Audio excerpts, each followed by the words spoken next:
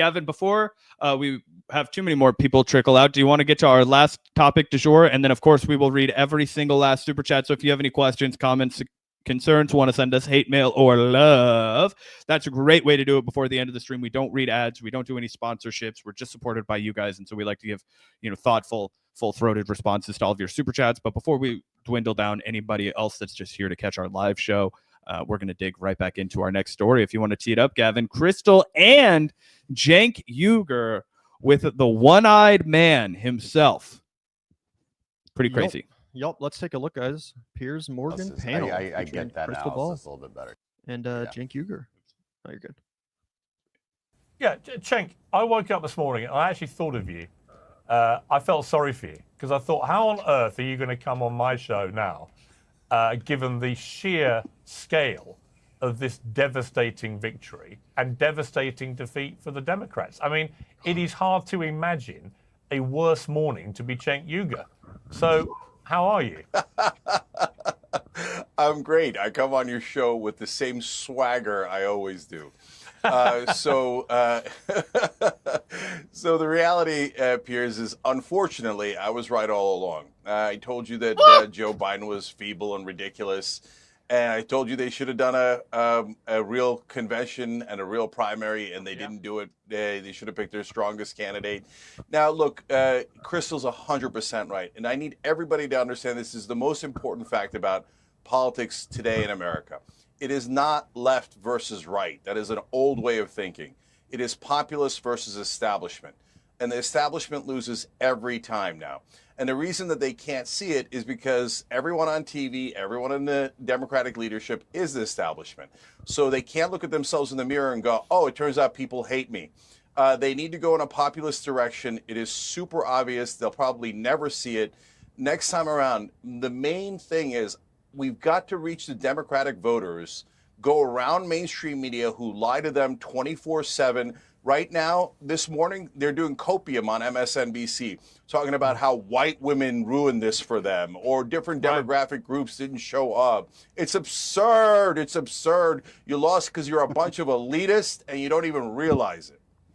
But I would also say, Cenk, and I'm sorry to single you out, but you are the person here who's done a lot of this on my show. I do think the constant over-demonization of Trump, when people were calling him a fascist, a neo-Nazi, the new Hitler, all this, I kept warning people on the left, this is going to backfire.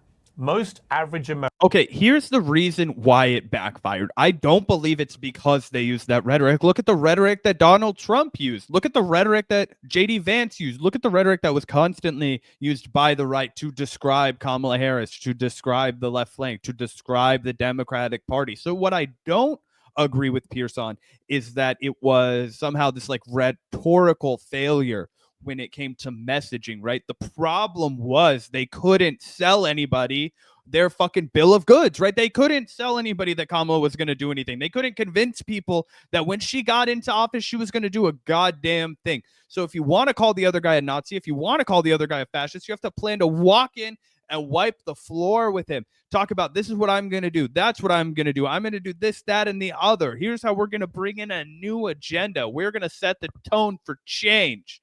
Okay, you can call him a fascist and a Nazi and all that kind of stuff, but then you have to differentiate yourself from him massively. And that's what she didn't do. She didn't differentiate herself enough from Biden on a policy from a policy standpoint, and she also did not differentiate herself enough from Donald Trump from a policy standpoint. That was, I believe, the most critical failure. Americans do not think Trump is the new Hitler. They did not see in his first term of office a fascist at work. Yes, they thought January 6th was awful. We all did. And it should never have happened. And that's more playing, to be honest with you, to Trump's refusal to ever accept losing. You know, I just watched the movie about him that came out, and it's crystal clear. This has always been in his DNA. Never accept defeat. And that was a consequence of that mindset. But he wasn't a fascist in his first term. Yes, he says stuff he shoots from the hip verbally all the time. And he says stuff which sometimes sounds awful. But he didn't actually behave. Notice the charitable cloak, Gavin, that Piers constantly puts over Donald Trump's rhetoric. Oh, he shoots from the hip. Oh, he doesn't mean it, right? But this is him critiquing Kamala Harris calling Donald Trump a fascist. So Donald Trump is allowed to shoot from the hip. So Donald Trump is allowed to say whatever he wants. But when Kamala Harris returns fire, when Kamala Harris also labels Donald Trump adequately for what he is, now you have a problem with that, Piers? And the American people only had a problem with it because she wasn't going to deliver anything else but those empty blows of rhetoric. Yeah, honestly, Harris should have called him a fascist more, and she should have actually explained how and why and what the consequences would be of Donald Trump, instead of minimizing the threat of Republicans parading around with them, promising to appoint them into her cabinet. She should have actually explained how and why they were fascists. This is ridiculous. You know, that's why Tim Walz actually had it right at first. Yeah, you go on the offense, you attack these people, you run an aggressive campaign against them instead of normalizing all of their positions and just pretending to be Republican light. Like a fascist. And so when you tell the American people constantly, rather than telling us what Kamala Harris might do with the country, which she was completely incapable of articulating, by the way, and ducked the press, didn't do press conferences, blah, blah, blah. But when you constantly try and frame Trump, you know, I was at the Madison Square Garden rally, first one I'd been to. That was not a Nazi rally. It had a load of Jewish people sitting in the crowd. It had Israel banners all around the sides. It had a Holocaust survivor at the front. So when you try and frame it, as some on the left did, as a neo-Nazi rally, and go back, as MSNBC did, to a rally in 1939 in Madison Square Garden that was a neo-Nazi rally, you are losing the plot. It is not the way to beat Trump. It is the way to fuel Trump and to get him to be more popular. Do you now think I was right? So you have to draw an important distinction here. In fact, two distinctions. So first of all, not only did I never call him a neo-Nazi or Hitler, I called him fascist, and there is a giant difference. But last night, Representative Steve Cohen from Tennessee was on the Young Turks as we were doing election coverage, and he called him Hitler, and I said, don't do that. Because Hitler killed 13 million people. We're not anywhere near there. I mean, this morning, Joy Reid's talking about how Florida's a fascist state. What are you talking about? I'm going to go into Miami a little bit later in this week. It's ridiculous. But in terms of why I call him a fascist and why I think it's right, Piers, is because he tried to overturn the election in 2020. And he did fake elector plot. He planned a coup.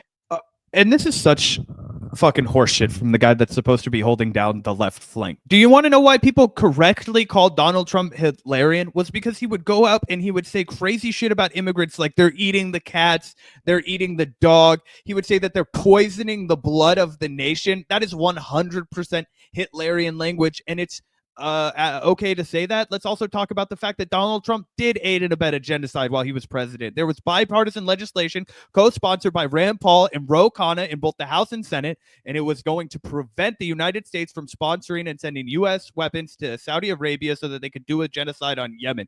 He also escalated in countless other African countries with drone warfare. He escalated drone strikes more than they were under Obama. There are tons of things that you could do to compare this guy to Hitler from his first term, none the least the fact that he tried to not vacate office. So it's crazy that even that Cenk Uygur can sit in front of Piers Morgan, downplay all this, and he doesn't even have a fucking, full-throated pushback, etc. And that's what fascists do. But it doesn't matter because he won this election fair and square. So we're back to democracy. Right. I'm happy to say clean slate. Let's see what he does. But I think, unfortunately, I'm going to be proven right about him as well. Because, yes, he's a much better fake populist, and the Democrats still don't get it. They're bragging about how they raised $1 billion and how all the corporate CEOs are on their side and all the Cheneys are on their side. That is the worst strategy you could possibly imagine. It's not that Trump won this nearly as much as the Democrats lost this election. They don't get it. Stop bragging about how CEOs love you and how you raised $1 billion, and that is corruption defined. Now, when it comes to Trump, look, guys, let's all hope that I'm wrong, but my guess is you're all going to be deeply disappointed. He's going to rob the place blind. Elon's going to rob the place blind. They're not real populists. They're going to give corporate tax cuts. They're going to do all the things that Democrats do. They're just going to be more clever about it. Their number one priority is going to be giant corporate tax cuts and corporate deregulation. So if I'm right about it, you guys will see he was never a populist. He was only looking out for himself. All right, Vinny, you must be absolutely thrilled today because everything you've hoped for. This is like talks. I don't really care what Vinny has to say. Vinny looks like He had a really good time last night. And he just got out of the shower, and he's about to have to do one of those like from your house zoom in court hearings. And he's trying to look respectable, even though he 100% violated the terms of his probation last night. No, that's just the vibe he gets aesthetically. But let's make a distinction here. I'm talking about accurately describing reality, a reality that was described by not liberals, by his chief of staff, John Kelly, a lifelong Republican, by Mike Mattis, right? But, ask Mike Pence how he feels about Donald Trump and his authoritarian tendencies in office. That's different. Accurately describing reality, which I think we all have an obligation to do, is different from arguing about how I think they should most effectively go about defeating that fascist ideology as embodied by Donald Trump. And on that, I agree with you. I think they go about it all the wrong ways by not offering an alternative vision that accurately identifies the problems in American society as unfettered capitalism, corporate greed, et cetera. So, in terms of the electoral piece, I think you're correct. But, just looking at the definition of fascism, looking at the people who served with him, who know him way better than I do, who say, yeah, I think that he fits the definition. I can't lie and not accurately describe reality because that would be dishonest to my audience. Let me come to Dan. I want to come to Dan. I want to play, first of all, this is a little mashup of how liberals responded as the news became clear last night. The Fox News decision desk can now officially project that Donald Trump will become the 47th. Yeah, so I think that's most of probably what we wanted to react to. Again, it's a little bit tired at this point to be having the debate about whether or not Donald Trump is a fascist and are you allowed to call him one.